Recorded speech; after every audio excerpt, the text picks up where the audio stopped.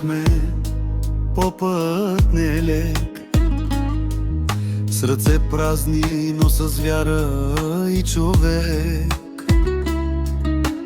И имаше нощи със сълзи и страх, но любовта ни никога не се предаде, не стихна, не замъкна. Възходи, падения, тежки години,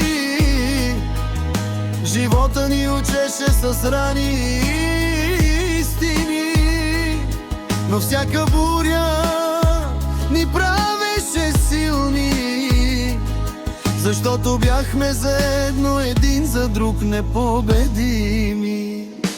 Бюлен ти Левент, нашият живот, за вас дадохме всичко, всяка капка пот. Ние родителите, със сърце и душа, ви отгледахме с любов, с чест и с вяра. От първата крачка до мъжките ви дни, всяка молитва беше само за вас двамата, синове мои. Без сън, без спокойност, гордост да в очите. Мечтаехме да ви видим силни, добри и честити. Бюлен ти Левент, нашата съдба, нашият смисъл, нашата надежда и светлина. Дадохме ви всичко, което имахме в нас. Любов без край, това е нашият глас. А сега, когато времето косите ни бели, гледаме успехите ви със сърца смирени. Радваме се тихо, със сълзи от щастие,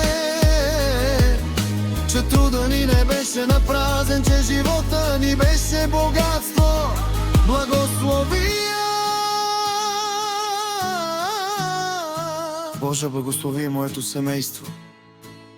Нургюл, моята сила, моята чест. Пази децата ми. Бюлен ти Левент. Дай им здраве, щастие и светъл път напрот. Бюлен ти Левент, нашият живот, за вас дадохме всичко, всяка капка пот. Ние родителите, със сърце и душа, ви отгледахме с любов, с чест и с вяра.